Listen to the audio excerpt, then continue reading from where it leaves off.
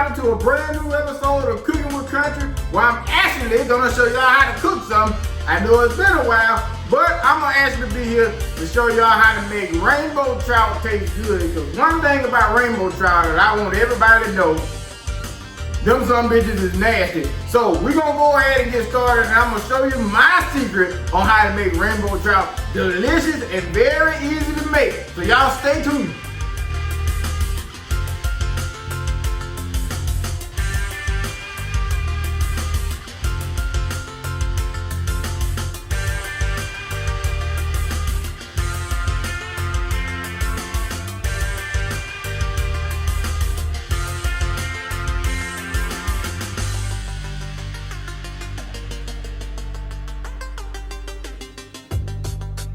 So welcome back. So the first thing we're gonna need is that. All right, so that's about it. All right, so actually it's gonna be about 2 tools I'm gonna use. This is the second one. And not for what you think it's for. I mean, we're gonna still use it for what it's for, but you'll see down the line. Okay, and of course, the main star of the show is this pretty little behemoth right here known as the rainbow trout. Now, I know some of y'all think, well, that's a salmon. No, it's not a salmon. Trout is called a salmoniid, which means they are in the same family as salmon and other trouts. So they are very similar, but they're not the same. But this is the prettiest trout that I've ever caught so far. This is not the biggest one I have caught, but it's definitely the prettiest one. I'm very thankful for this one here. I caught this one maybe about an hour ago or so, but we have 3 of them in total. I caught 2 yesterday and 1 today, so I was waiting to get one nice one so we can actually have enough to make what we're gonna make today. So we're gonna go ahead and set our friend to the side over here, and we're gonna get started from beginning all the way to the end. So the first thing we're gonna do, since I'm doing this homemade, is we're gonna fillet the fish, but I'm gonna do a separate video on how to actually fillet the fish so we can kind of just move this thing ahead. And I'm gonna do it with a better knife, because that little cheap ass, punk ass knife, yeah, I kind of fucked up a little bit. But anyway, so we're gonna move on to the ingredients. So we have the red pepper flakes, the breadcrumbs, some expensive ass eggs, and some cheese. So the first thing you wanna do is get all your seasonings lined up. You can season it with whatever you want it to, but I was go more for like savory seasonings, and those are the tools that we're gonna need right there. So if you have a food processor, of course you can do it with a food processor, but I prefer doing things homemade. So I'm gonna use these forks to get the meat a little bit smaller than it originally was, so it'll cook a whole lot better, and it'll also blend together with the breadcrumbs better as it cooks. The next thing we're gonna add is the black pepper, and we're gonna go ahead and try to season our meat first. Then we're gonna add some garlic butter, that trendy ass flavor on TikTok. And we're gonna add roasted garlic and herb, because that pairs really well with fish and chicken. So any light meat is what you wanna use garlic and herb for. Then make sure that you stir that up really well and get it all blended in so it's an even coat on every piece of meat. And if you want to get your girl something nice, get her something real expensive. So we're going to use this 1 egg right here. So that's about $5 right there that we just put into the container. And we got another one. So yeah, we got about $10 going into the container right now. So you want to make sure you get every last drop that you can out before discarding of the shell. And then you go ahead and stir all that up.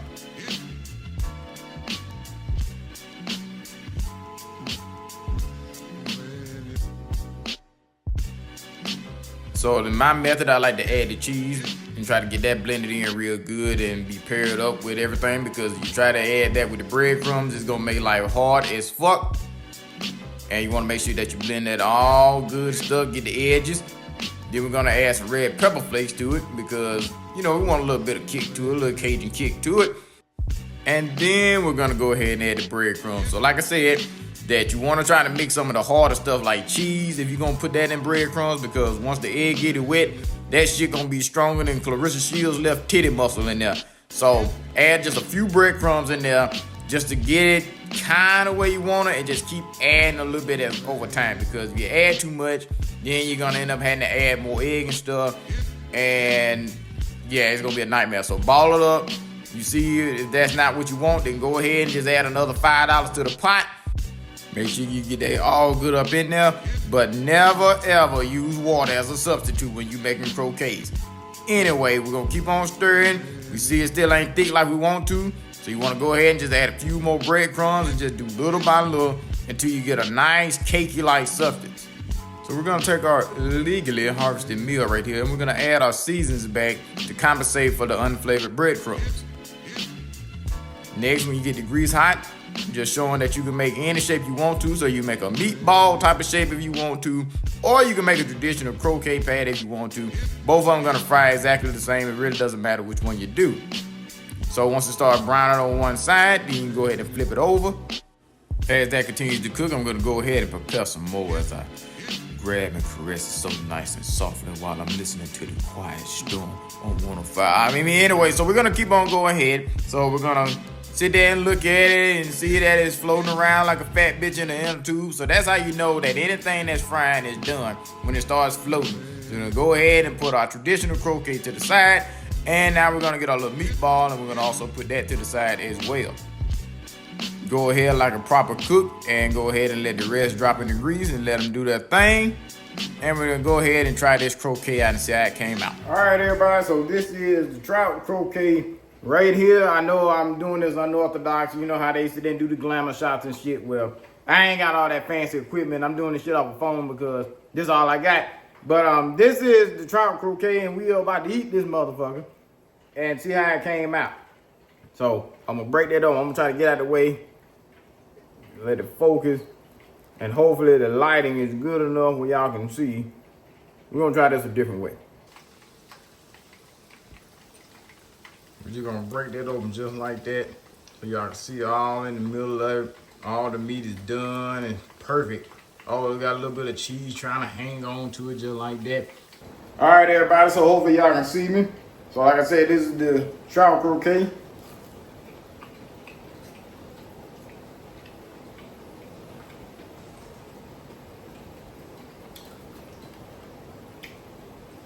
Look good, though. I'm telling you. So this gonna be who got a little cute to it. Ooh, make it get sexy down with it. But ooh, I got a oh, I got a kick to it now. Oh, now, baby. But anyway, the wonderful thing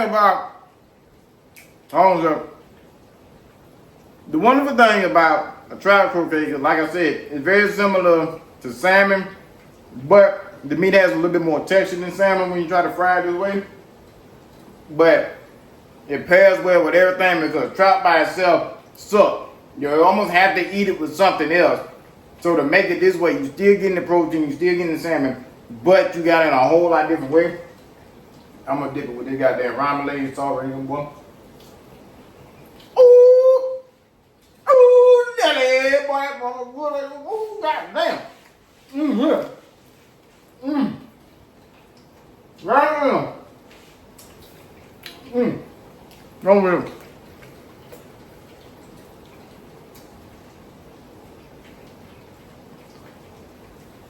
The sad part about it, I'm making it for co-workers, but I can't make it as hot as I would like it. It's like right there, like borderline perfect. Because usually you mix the dry stuff together, you know, all your dry ingredients, and then do it that way, like putting your season with the breadcrumbs. But when you're making it for other people, just try to be conscientious of how much spice you're using. That came out way the fuck better than I thought. I mean, God, yeah. And it doesn't take that long to make, like with getting the fish, prepping it, seasoning, stuff like that. For a beginner, it'll take you probably about, in total, about 45 minutes. The cooking is gonna be like the other half of it. It cooks in like 8 minutes, so actually it's a little bit less than half. I mean, most of it gonna be just doing everything else, and like I said, I like to do my stuff by hand, so it'll take a little bit longer, but about 45 max is about how long it should take you.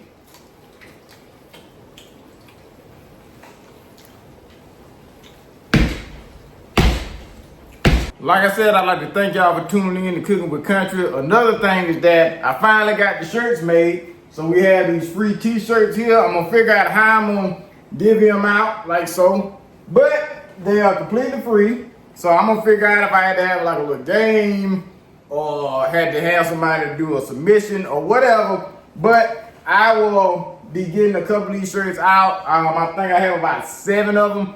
So I'm gonna make sure I get these shirts out to anybody who wants one. But I'm gonna make y'all work for it. But like I said, thank y'all for tuning in. I hope this was helpful for y'all. And I hope that I inspired y'all to go and make some shit. Whatever it is, just make sure it tastes good and you season the shit out of it. And I'm gonna catch y'all on the next one.